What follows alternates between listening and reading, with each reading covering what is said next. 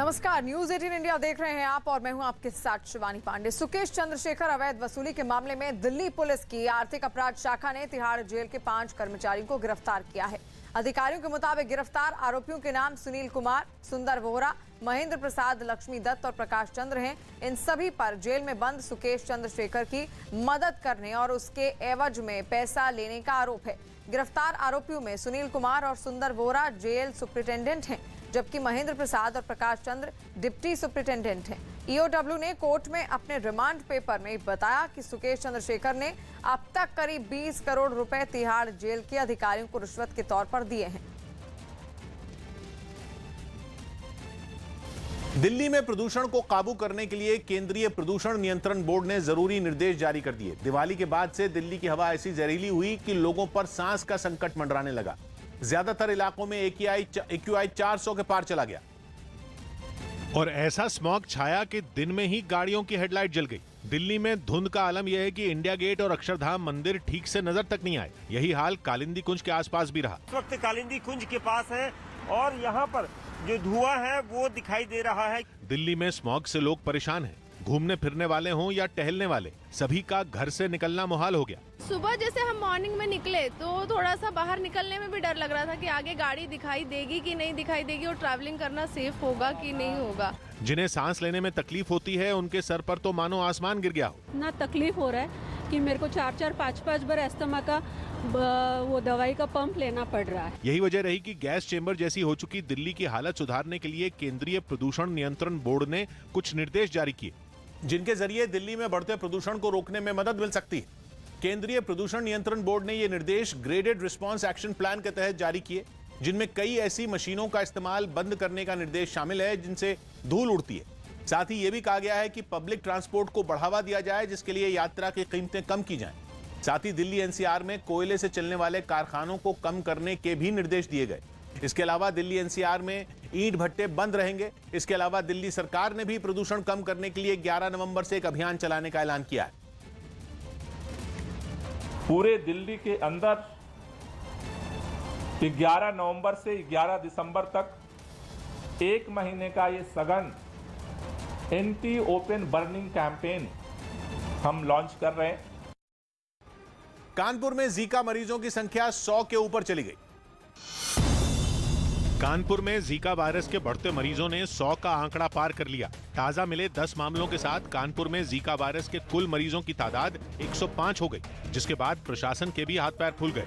बताया गया कि 10 नवंबर को मुख्यमंत्री योगी आदित्यनाथ कानपुर का दौरा करेंगे, जिसमें वो जीका से निपटने के लिए अधिकारियों के साथ मीटिंग भी करेंगे। 80,000 से ज्यादा घरों में स्क्रीनिंग हो चुकी है और 600 से ज्यादा महिलाओं की रिपोर्ट तैयार हो गई। इन सबके बीच भी गर्भवती महिलाओं में संक्रमण पाने जाना कहीं न कहीं चिंता का विषय बन रहा है। हालांकि जीका से निजात पाने के लिए नगर निगम की एक टीम लगातार दवा का छिड़काव और साफ सफाई के कामों में लगी नजर आई। मुख्य चिकित्सा अधिकारी डॉक्टर नेपाल सिंह ने भी प्रभावित इलाकों के साथ जीका वार्ड का भी दौरा किया। उन्होंने दावा किया कि जीका से निपटने के लिए तैयारी दुरुस्त है। टीमें अपना हाउस टू हाउस सर्वे कर रही हैं, जो सिम्टोमेटिक और गर्भवती माताएं और जो बाहर से आए हुए लोग हैं उनके सैंपलिंग कर रहे हैं। समीर वानखेड़े के पिता ने महाराष्ट्र सरकार में मंत्री नवाब मलिक की पुलिस में शिकायत की और उनके परिवार की जाति के बारे में झूठ फैलाने का आरोप लगाया। जम्मू कश्मीर के उपराज्यपाल मनोज सिन्हा ने सुरक्षा एजेंसियों और सुरक्षा बल के अधिकारियों के साथ एक बैठक की, जिसमें राज्य के मौजूदा हालात पर चर्चा की गई। साथ ही नागरिकों की हत्या के मुद्दे पर भी इस बैठक में बात हुई। नुसरत भरूचा की फिल्म छोरी का टीजर जारी कर दिया गया। ये फिल्म 26 नवंबर को OTT प्लेटफॉर्म पर रिलीज होगी।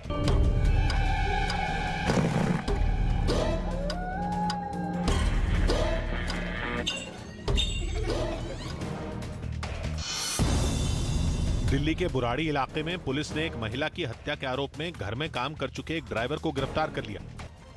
महाराष्ट्र के ठाणे जिले के मुंब्रा में मंगलवार रात मोहम्मद उमर पैलेस की 5वीं मंजिल पर आग लग गई और सूचना मिलने पर फायर ब्रिगेड की गाड़ियां मौके पर पहुंच गई और राहत और बचाव कार्य में जुटी हुई हैं। हादसे में अभी तक किसी के घायल होने की खबर नहीं है। नवजोत सिंह सिद्धू की अपील के फौरन बाद पंजाब के मुख्यमंत्री ने प्रधानमंत्री को चिट्ठी लिखी और करतारपुर कॉरिडोर खोलने की मांग की। इससे पहले नवजोत सिंह सिद्धू पंजाब के गुरदासपुर पहुंचे। जहां वो अरदास के लिए डेरा बाबा नानक पहुंचे और फिर वहीं से दूरबीन के जरिए करतारपुर कॉरिडोर देखा, जिसके बाद सिद्धू ने करतारपुर कॉरिडोर खोलने की अपील की। असंख्य संभावनावां दा ਇਹ कॉरिडोर है और ਇੰਨੀਆਂ ਸੰਭਾਵਨਾਵਾਂ ਨੇ ਜਿਹੜੀਆਂ ਅਨੰਤ ਕਹਿੰਦੇ ਆ ਨਾ ਉਸ ਤਰੀਕੇ ਦੀ। सिद्धू की अपील के तुरंत बाद पंजाब के मुख्यमंत्री चरणजीत सिंह चन्नी ने भी प्रधानमंत्री और गृह मंत्री को चिट्ठी लिख दी। क्रूज ड्रग्स केस में प्रभाकर साइल से एनसीबी की विजिलेंस टीम ने कल भी 10 घंटे तक पूछताछ की और एनसीबी के deputy director general Dnyaneshwar Singh की अगुवाई में विजिलेंस टीम ने प्रभाकर साइल से सवाल जवाब किए। और इससे पहले प्रभाकर साइल सोमवार को भी विजिलेंस टीम के सामने पेश हुआ था। जांच एजेंसी ने प्रभाकर साइल को पूछताछ के लिए गुरुवार को भी बुलाया है। एनसीबी ने प्रभाकर साइल को गुरुवार को दोपहर 3 बजे पेश होने के लिए कहा है। एनसीबी की ऑपरेशन टीम प्रभाकर से सवाल जवाब करेगी। लगभग 8-10 घंटे क्वेश्चनिंग हुई। कल का जो स्टेटमेंट दिया था उनको कुछ सवाल थे, क्लैरिफिकेशंस थे, वो सारी दी गई है मेरे क्लाइंट के कहने के मुताबिक। और नया एविडेंस जो है वो उनके सामने है। वैसे तो ये जो पहली वाली टीम के बयान था वो पूरा हो चुका है, दूसरी वाली टीम का बयान अभी लेना बाकी है। 12 तारीख को परसों 11 तारीख को 3 बजे उन्होंने बुलाया।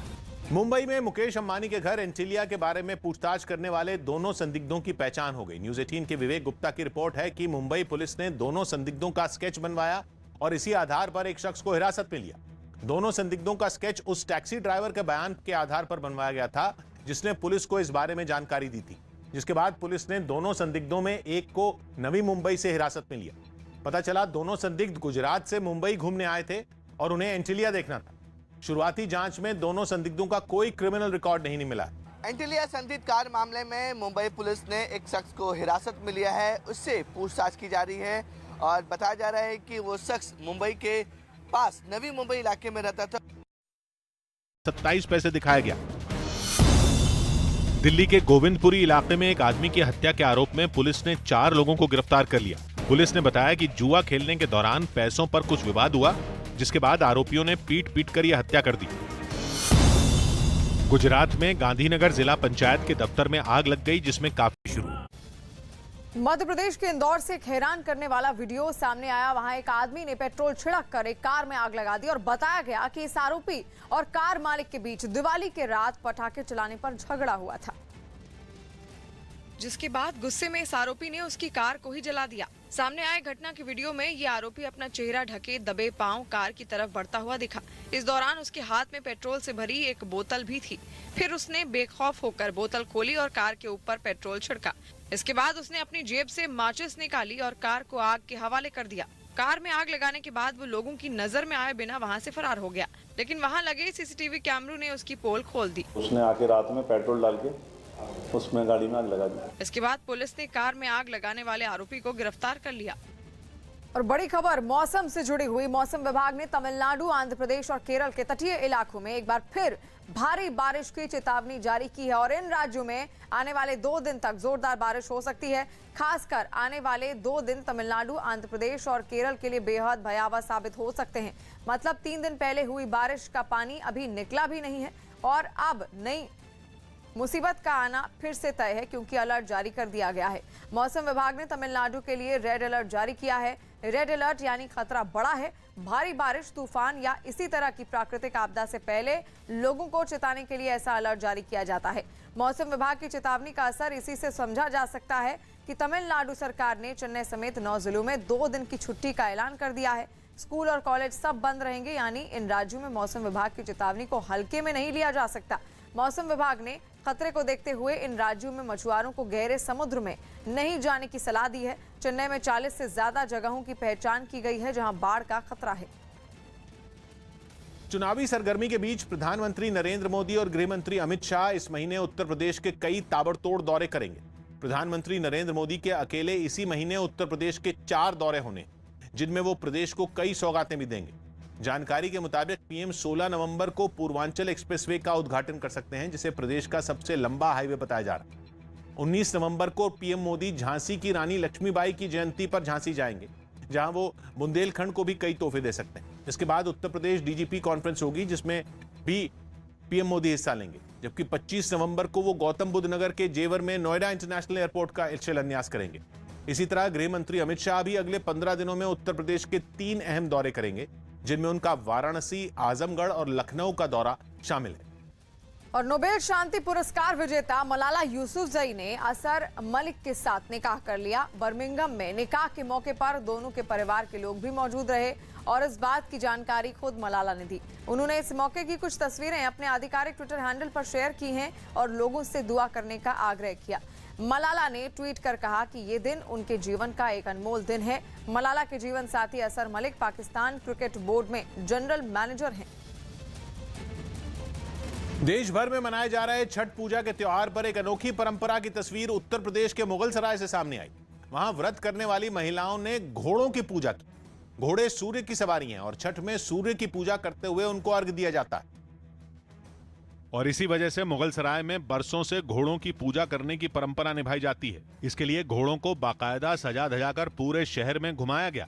इसके बाद छठ व्रतियों ने इनकी आरती उतारकर प्रसाद भी खिलाया। सूर्यदेव की सवारी तो जो घोड़े हैं वो नगर भ्रमण में करते हैं और आशीर्वाद लोगों को मिलता है। घोड़ों की पूजा करके लोगों ने कोरोना महामारी से निजात पाने की भी दुआ मांगी। आदमी लड़ाई लड़ रहा है, जिस बीमारी से उस बीमारी दूर हो जाए, भगवान से ही प्रार्थना है। बताया गया कि उत्तर प्रदेश के मुगलसराय में घोड़ों की पूजा के बाद ही सूर्य को अर्घ्य दिए जाने की परंपरा है। बाद 5 परिवार फिर हिंदू बने। उत्तर प्रदेश के मुजफ्फरनगर जिले में 5 मुस्लिम परिवारों ने हिंदू धर्म अपनाया। इन सभी परिवारों ने कुछ साल पहले हिंदू धर्म छोड़कर इस्लाम अपना लिया था। जो पहले थे उसमें आना चाहिए हिंदू धर्म में अपने राज्य से। हम तंग होकर निकले बस परेशानी में। बीजेपी ने एक बार फिर आरोप लगाया कि समाजवादी पार्टी की सरकार केवल अपने वोट बैंक के लिए फिक्रमंद रहती थी। समाजवादी पार्टी सरकार में जो हिंदू नागरिक है, जो सिख नागरिक है और तमाम धर्मों के और लोग हैं, उनकी कोई इज्जत वो नहीं करते थे। उनको केवल अपने वोट बैंक से मतलब था। विराट कोहली के कप्तानी छोड़ने के बाद रोहित शर्मा को टीम इंडिया की T20 टीम की कमान सौंप दी गई। वो न्यूजीलैंड के खिलाफ घरेलू सीरीज में ये जिम्मा संभालेंगे। रोहित शर्मा की इस टीम में युजवेंद्र चहल की भी वापसी हो गई, जबकि हार्दिक पांड्या को जगह नहीं दी गई। इसके अलावा विराट कोहली को इस सीरीज में आराम दिया गया है। गुजरात में बढ़े हुए MSP यानी न्यूनतम समर्थन मूल्य पर मूंगफली की खरीदारी शुरू कर दी गई। पिछले साल ये MSP 1055 रुपए था, जो कि इस बार बढ़कर 1110 रुपए कर दिया गया। समीर वानखेड़े के परिवार ने मुंबई में महाराष्ट्र के राज्यपाल से मुलाकात की और समीर वानखेड़े पर लगाए जा रहे आरोपों को गलत बताया। साथ ही उन्होंने इस मामले में पूरा सच सामने लाने की मांग की। राज्यपाल ने आश्वासन दिया है कि सब ठीक हो जाएगा। यूपी के सीएम योगी आदित्यनाथ ने बदायूं और शाहजहांपुर में कई विकास परियोजनाओं का शिलान्यास और उद्घाटन किया। इस दौरान उन्होंने पिछली सरकारों पर निशाना साधा और अवैध बूचड़खाने चलाने का आरोप लगाया। गौ तस्करी और अवैध बूचड़खाने पिछली सरकारों की पहचान थी। गौ आश्रय स्थल बनाने का कार्य भी किसी ने किया है तो हमारी सरकार ने किया है। दिल्ली के रोहिणी सेक्टर 7 में एक मोबाइल शोरूम में आग लग गई, जिससे लाखों का नुकसान हो गया। राजस्थान के जोधपुर से हैरान कर देने वाली एक तस्वीर सामने आई। वहां तेज रफ्तार एक कार झुग्गी झोपड़ियों में घुस गई और हादसा इतना भीषण था कि इसमें एक की मौत की खबर भी है, जबकि 9 लोग घायल हो गए हैं। घायलों को इलाज के लिए अस्पताल में भर्ती करवा दिया गया है, जहां 2 की हालत गंभीर बनी हुई है। और बताया गया कि तेज रफ्तार कार ने पहले 2 बाइक में टक्कर मारी और फिर झुग्गी झोपड़ियों में घुस गई। हादसे के बाद मौके पर पहुंची पुलिस ने कार चालक को हिरासत में ले लिया। जोधपुर दौरे पर पहुंचे सीएम अशोक गहलोत को जब इस हादसे की जानकारी मिली तो वो भी बिना देर किए अस्पताल पहुंच गए और वहां भर्ती घायलों का हालचाल जाना। सीएम गहलोत ने मरने वालों के परिवार वालों के लिए 2-2 लाख रुपए मुआवजे का ऐलान भी किया। दिल्ली की हवा में जहर घुलने से हरियाणा और पंजाब पूरी तरह बेपरवाह दिख रहे हैं। आंकड़े कुछ भी कहें, लेकिन जब न्यूज़ 18 की टीम दोनों राज्यों में पहुंची तो खेतों में पराली या तो जलती हुई दिखी या जलाई जा चुकी दिखी। जबकि सरकारें दावा कर रही हैं कि हालात पहले से काफी बेहतर हैं। आप देख सकते हैं एक बड़े खेत में किस तरह से दिन में पराली जलाई जा रही है। पंजाब में तो बड़े बड़े खेतों से उठता धुआं दूर तक आसानी से दिखता है, लेकिन सरकारी एजेंसियों को इसकी परवाह भी है ऐसा बिल्कुल नहीं लगता। खासतौर पर दिन के वक्त जब दफ्तर खुले भी होंगे और शायद अफसर अपने कमरों में बैठे भी होंगे, लेकिन पराली जलाने पर कार्रवाई करने की सुध लेता कोई नहीं दिखा। या शायद इस बार सियासी दलों ने किसानों को देखकर भी आंखें मूंद ली हैं। सरकार की तरफ से या राजनीतिक दलों की तरफ से जो इनकी उम्मीदें होती है वो पूरी नहीं हुई। और पंजाब में तो चुनाव को देखते हुए भी ये कहा जा रहा है कि किसानों को कोई पराली जलाने से रोकने वाला नहीं, भले ही प्रदूषण कितना फैले। हरियाणा में भी सरकार शायद किसानों को छेड़ने के मूड में नहीं है। इसीलिए जब हमारी टीमें फतेहाबाद के खेतों में पहुंची तो किसान बेरोक पराली को आग के हवाले करते दिखे। अब तो दोनों राज्यों के किसान पराली जलाने को गलत तक नहीं मानते। 20 दिन हो गए, मशीन नहीं मिल रही, हम ढूंढ के थक चुके हैं, इसलिए ये आग लगाते हैं। कोई हल ही नहीं है इसका, हमें मजबूरी में जलाना पड़ता है। नरमी का कारण चाहे आने वाले चुनाव हों या कुछ और, लेकिन नुकसान बेकसूर लोगों को भुगतना पड़ रहा है, जिनके फेफड़ों में हवा के साथ जहर पहुंच रहा है। पटना से हैरान करने वाली कुछ तस्वीरें सामने आई हैं। वहां एक आदमी ने गंगा नदी में छलांग लगा दी, जिसे बचाने के लिए एनडीआरएफ के जवानों ने अपनी पूरी जान लगा दी। और बताया गया कि जिस वक्त वो शख्स नदी में कूदा तब एनडीआरएफ की एक टीम वहां पेट्रोलिंग कर रही थी और यही वजह रही कि नाव में सवार एनडीआरएफ के कुछ जवान तुरंत नदी में डूब रहे उस शख्स के पास पहुंचे और उन्होंने उसे बचाने की कवायद शुरू कर दी। एक जवान ने नदी में कूदकर उसे डूबने से बचाया, जिसके बाद उस आदमी को नाव के जरिए नदी किनारे तक लेकर आया गया और बाद में उन्होंने उस व्यक्ति को एम्बुलेंस की मदद से अस्पताल भेज दिया। और नॉर्वे की राजधानी ओस्लो में पुलिस ने एक हमलावर को मार गिराया। बताया गया कि मारा गया एक आदमी चाकू लेकर वहां से गुजरने वाले राहगीरों पर हमले की कोशिश कर रहा था, जिसकी जानकारी मिलते ही पुलिस की एक गाड़ी वहां पर पहुंची और उसे रोकने की कोशिश करने लगी। सामने आई कुछ तस्वीरों में पुलिस की गाड़ी हमलावर के पास खड़ी हुई नजर आई और खबर है कि इस दौरान उसने पुलिस वालों पर भी हमला करने की कोशिश की, जिसके बाद पुलिस ने उसे गोली मार दी। चाकू के हमले में एक पुलिस वाले को हल्की चोटें भी आई हैं। इस घटना के बाद पूरे इलाके की नाकेबंदी कर दी गई है और हर तरफ पुलिस की गाड़ियां खड़ी हुई नजर आई। हालांकि पुलिस ने अभी इसे आतंकवादी घटना नहीं बताया है, लेकिन इस एंगल से भी पूरे मामले की जांच की जा रही है। रफाल सौदे में नए आरोपों के बाद फिर सियासी घमासान छिड़ गया। रफाल पर फ्रांस के मीडिया में आई रिपोर्ट के बाद भारत में फिर सियासी हंगामा शुरू हो गया। राहुल गांधी ने ट्वीट कर केंद्र सरकार पर भ्रष्टाचार का आरोप जड़ा, जबकि बीजेपी ने रफाल सौदे के लिए कांग्रेस पर घूस लेने का आरोप मढ़ा। During which tenure did corruption and commission took place as far as Rafale is concerned will be out. लेकिन कांग्रेस ने सुषेन गुप्ता से बीजेपी के गठजोड़ का आरोप लगाया। सुषेन गुप्ता ही वो बिचौलिया है जिसके जरिए दलाली दिए जाने का आरोप है। 2018 में सुषेन को गिरफ्तार किया गया था। In this government, no FIR, no action on this matter against Sushen Gupta or against his facilitators in the government.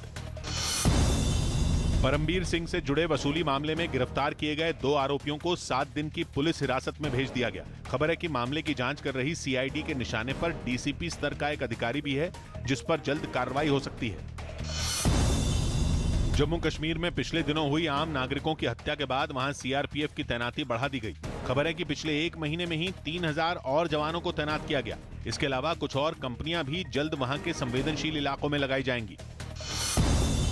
Punjab के पटियाला में रहने वाले एक आदमी की 2 करोड़ की लॉटरी लगी।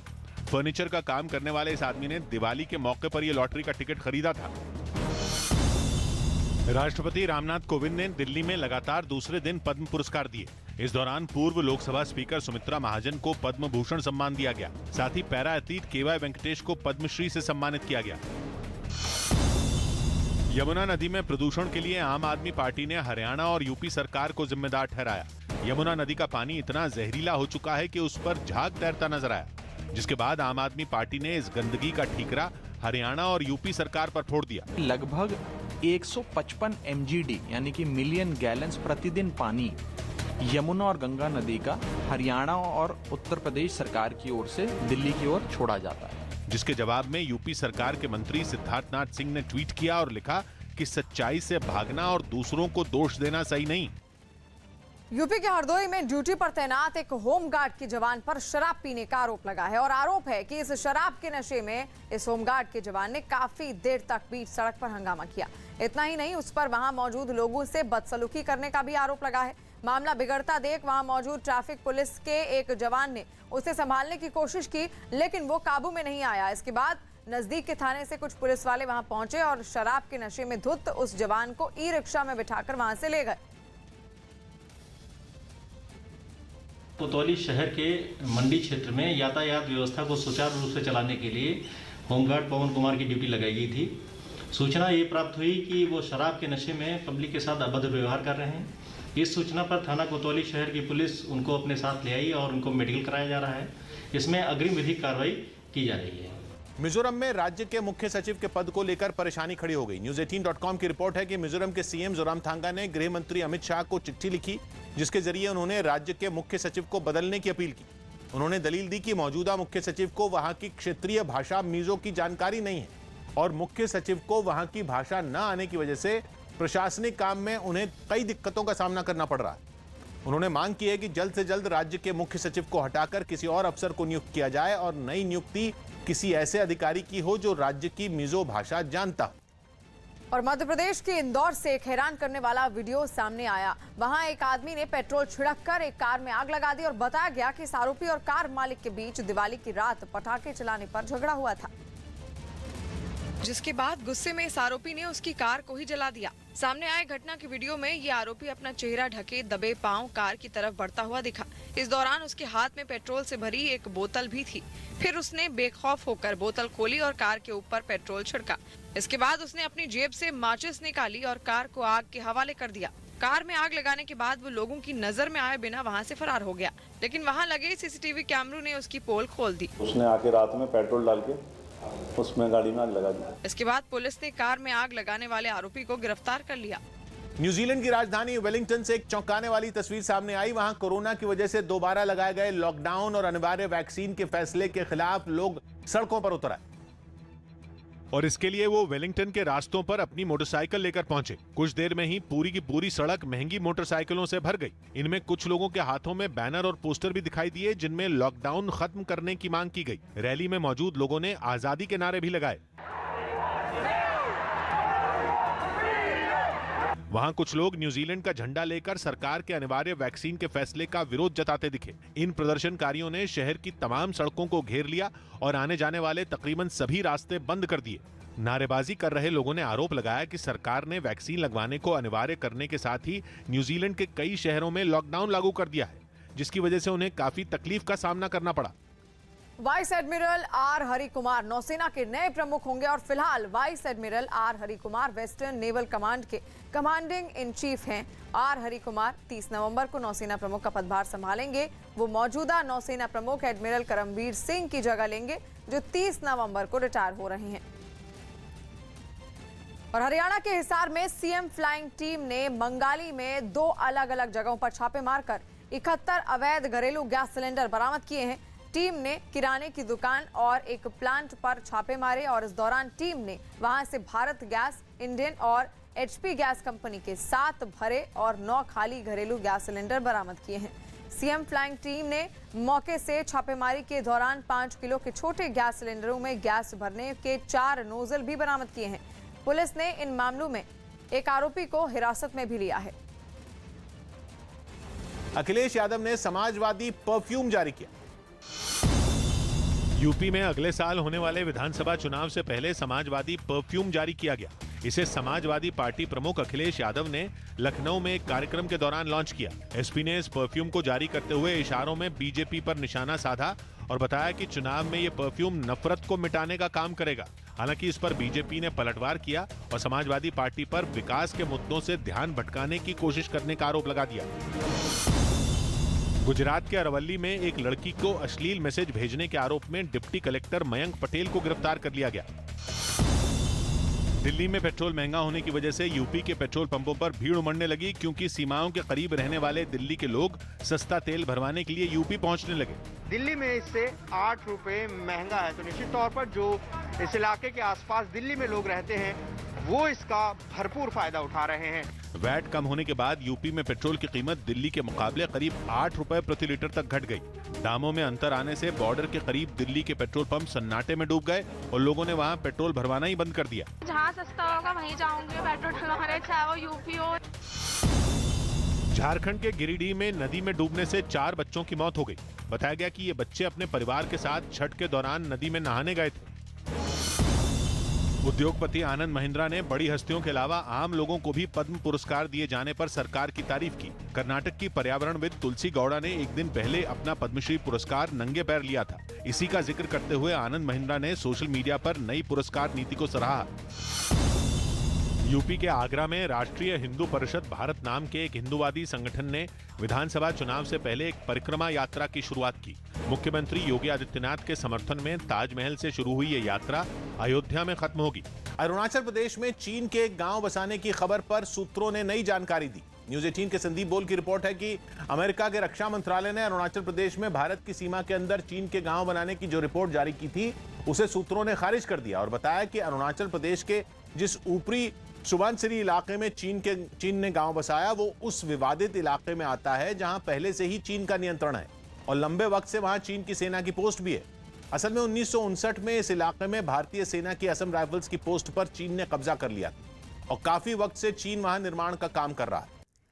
हरियाणा के रोहतक में धान की खरीद न होने से भड़के किसानों ने जमकर हंगामा किया और हरियाणा सरकार पीआर किस्म के धान को ही एमएसपी पर खरीदती है। लेकिन किसानों का आरोप है कि इस बार अभी तक उनकी फसल नहीं खरीदी गई, जिससे नाराज होकर उन्होंने मंडी के बाहर प्रदर्शन शुरू कर दिया।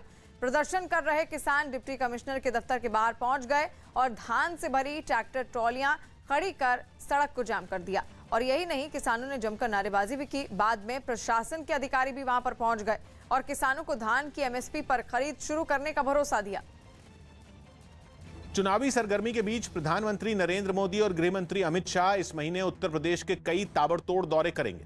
प्रधानमंत्री नरेंद्र मोदी के अकेले इसी महीने उत्तर प्रदेश के 4 दौरे होने, जिनमें वो प्रदेश को कई सौगातें भी देंगे।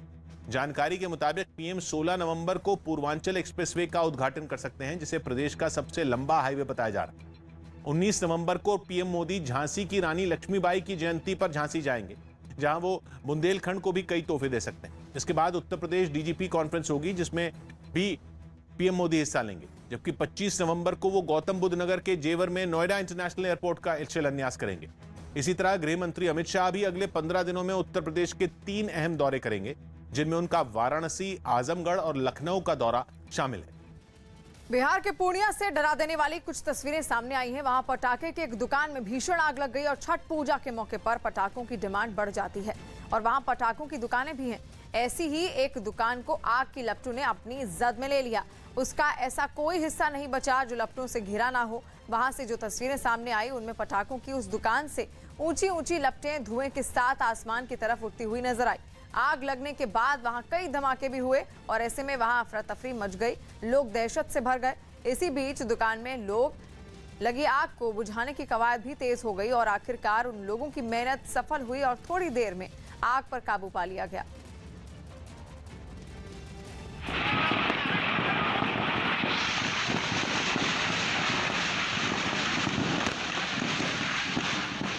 मुंबई क्राइम ब्रांच ने आईपीएस परमबीर सिंह के खिलाफ गैर जमानती वारंट जारी करने के लिए मेट्रोपॉलिटन कोर्ट का दरवाजा खटखटाया है। अवैध वसूली मामले में मुंबई की मेट्रोपॉलिटन कोर्ट परमबीर सिंह के खिलाफ गैर जमानती वारंट जारी करने के लिए क्राइम ब्रांच की अर्जी पर आज सुनवाई करेगी।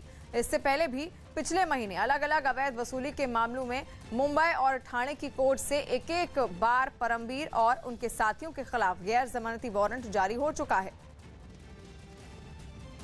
यूपी के लखीमपुर कांड में गिरफ्तार आरोपियों से जब्त हथियारों की जांच रिपोर्ट आ गई। News18.com की रिपोर्ट है कि आरोपियों की राइफल, रिपीटर गन और पिस्तौल की जांच में यह पता चला कि 3 अक्टूबर को इन हथियारों से गोलियां चली थीं। हालांकि इस घटना में मारे गए लोगों की पोस्टमार्टम रिपोर्ट में किसी को भी गोली लगने की बात सामने नहीं आई। 3 अक्टूबर को लखीमपुर में कृषि सुधार कानूनों का विरोध कर किसान केंद्रीय मंत्री अजय मिश्र का विरोध करने पहुंचे थे। तभी कुछ किसान एक गाड़ी की चपेट में आ गए थे, जिससे 4 किसानों की मौत हो गई। आरोप लगा कि जिस गाड़ी से यह घटना हुई वो केंद्रीय मंत्री के समर्थकों की थी। इसके बाद भड़की हिंसा में 4 और लोगों की पीट कर हत्या कर दी गई। इस मामले में इल्जाम लगने के बाद केंद्रीय मंत्री के बेटे आशीष मिश्र समेत 6 आरोपियों को गिरफ्तार किया गया। यूपी के हमीरपुर में मामूली विवाद में 2 गुटों के बीच जमकर मारपीट हुई और देखते ही देखते दोनों पक्ष के लोग एक दूसरे पर डंडे बरसाते हुए नजर आए। इस मारपीट में महिलाएं भी शामिल दिखी। मारपीट कर रहे इन लोगों ने बच्चों और बुजुर्गों तक को नहीं छोड़ा। बताया गया कि इस लड़ाई में कई लोगों को चोटें भी आई हैं, जिन्हें इलाज के लिए अस्पताल में भर्ती करवा दिया गया है। इसके अलावा पुलिस ने दोनों पक्षों के खिलाफ केस दर्ज कर कार्रवाई शुरू कर दी।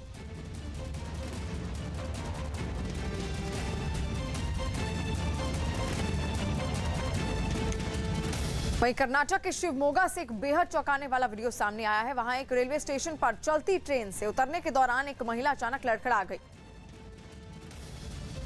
लेकिन गनीमत रही कि रेलवे पुलिस के जवानों ने उसे बचा लिया। इस घटना का एक वीडियो भी सामने आया जिसमें स्टेशन पर ट्रेन धीमी रफ्तार से आगे बढ़ती हुई दिखी। इसी दौरान एक महिला ने ट्रेन से उतरने की कोशिश की, लेकिन गलत तरीके से उतरने की वजह से वो बेकाबू होकर लड़खड़ा गई। ये देखकर वहां खड़े रेलवे पुलिस के जवान मदद के लिए दौड़े, मगर महिला को प्लेटफॉर्म पर गिरने से नहीं बचाया जा सका, जिसके बाद उन जवानों ने तुरंत फुर्ती दिखाई और महिला को चलती ट्रेन से दूर खींचकर एक बड़ा हादसा होने से टाल दिया। न्यूजीलैंड की राजधानी वेलिंगटन से एक चौंकाने वाली तस्वीर सामने आई। वहां कोरोना की वजह से दोबारा लगाए गए लॉकडाउन और अनिवार्य वैक्सीन के फैसले के खिलाफ लोग सड़कों पर उतर आए और इसके लिए वो वेलिंगटन के रास्तों पर अपनी मोटरसाइकिल लेकर पहुंचे। कुछ देर में ही पूरी की पूरी सड़क महंगी मोटरसाइकिलों से भर गई। इनमें कुछ लोगों के हाथों में बैनर और पोस्टर भी दिखाई दिए जिनमें लॉकडाउन खत्म करने की मांग की गई। रैली में मौजूद लोगों ने आजादी के नारे भी लगाए। वहां कुछ लोग न्यूजीलैंड का झंडा लेकर सरकार के अनिवार्य वैक्सीन के फैसले का विरोध जताते दिखे। इन प्रदर्शनकारियों ने शहर की तमाम सड़कों को घेर लिया और आने जाने वाले तकरीबन सभी रास्ते बंद कर दिए। नारेबाजी कर रहे लोगों ने आरोप लगाया कि सरकार ने वैक्सीन लगवाने को अनिवार्य करने के साथ ही न्यूजीलैंड के कई शहरों में लॉकडाउन लागू कर दिया है, जिसकी वजह से उन्हें काफी तकलीफ का सामना करना पड़ा। कि मौसम विभाग ने तमिलनाडु, आंध्र प्रदेश और केरल के तटीय इलाकों में एक बार फिर भारी बारिश की चेतावनी जारी की है। यानी इन राज्यों में आने वाले 2 दिन तक जोरदार बारिश हो सकती है। खासकर आने वाले 2 दिन तमिलनाडु, आंध्र प्रदेश और केरल के लिए बेहद भयावह साबित हो सकते हैं। मतलब 3 दिन पहले हुई बारिश का पानी अभी निकला भी नहीं है। अब नई मुसीबत का अलर्ट फिर जारी हो गया है। मौसम विभाग ने तो तमिलनाडु के लिए रेड अलर्ट जारी कर दिया, यानी खतरा बड़ा है। भारी बारिश, तूफान या इसी तरह की प्राकृतिक आपदा से पहले लोगों को चेताने के लिए ऐसा अलर्ट जारी किया जाता है। चेतावनी का असर इसी से समझ लीजिए कि तमिलनाडु सरकार ने चेन्नई समेत 9 जिलों में 2 दिन की छुट्टी का ऐलान कर दिया है। स्कूल और कॉलेज सब बंद रहेंगे। यानी इन राज्यों में मौसम विभाग की चेतावनी को हल्के में नहीं लिया जा सकता। मौसम विभाग ने खतरे को देखते हुए इन राज्यों में मछुआरों को गहरे समुद्र में नहीं जाने की सलाह दी है। साथ ही चेन्नई में 40 से ज्यादा जगहों की पहचान की गई जहां बाढ़ का खतरा है। और हरियाणा के हिसार से एक चौंकाने वाला वीडियो सामने आया। वहां एक लावारिस गाय ने बीच सड़क पर एक महिला को रौंद दिया। यह घटना उस वक्त हुई जब वो महिला अपनी एक साथी के साथ कहीं जा रही थी। तभी पीछे से आई एक गाय ने उसे सींग मारकर जमीन पर गिरा दिया। इसके बाद गाय अपने सींग और पैरों से जमीन पर गिरी उस महिला को रौंदती हुई दिखी। एक आदमी उस महिला की मदद के लिए दौड़ा, लेकिन गाय टस से मस नहीं हुई। इतना ही नहीं, मदद के लिए आए लोगों को भी उस गाय ने अपना निशाना बनाने की कोशिश की। बाद में लोगों ने डंडों की मदद से गाय को वहां से खदेड़ा, जिसके बाद जमीन पर गिरी घायल महिला वहां से उठकर चली गई। पाकिस्तानी सेना के जवान छुट्टी न मिलने की वजह से तनाव में हैं, क्योंकि आतंकवाद फैलाने में जुटा पाकिस्तान खुद भी कई मोर्चों पर जूझ रहा है, जिसका खमियाजा उसके सैनिक भुगत रहे हैं। क्योंकि लगातार काम और छुट्टी न मिलने की वजह से पाकिस्तान के जवानों की हालत बेहद खराब है और लंबे वक्त तक घर से दूर रहने की वजह से ज्यादातर जवान गहरे मानसिक तनाव का शिकार हो चुके हैं। हालात इतने बिगड़ गए हैं कि खुद पाकिस्तान के सेना प्रमुख जनरल बाजवा को सामने आना पड़ा। खबर है कि जनरल बाजवा ने सभी सीनियर अधिकारियों को सैनिकों से बात करने और जरूरत पड़ने पर उनकी काउंसलिंग करने के निर्देश दिए। घर से दूर रहने की वजह से जवान तनाव में ना आए, इसके लिए छुट्टी देने के सिस्टम को सुधारने को भी कहा गया। अमूल अपनी 75वीं सालगिरह का जश्न मना रहा है और इस मौके पर आइए आपको बताते हैं अमूल ने समय समय पर अपनी बात देश विदेश में कैसे पूरी कामयाबी के साथ पहुंचाई। अमूल का हर विज्ञापन नई कहानी कहता है। अमूल की कोशिश रहती है कि अपनी बात निराले और दिलचस्प अंदाज में आप तक पहुंचाए। आइए देखते हैं अमूल की एक अमूल्य कहानी।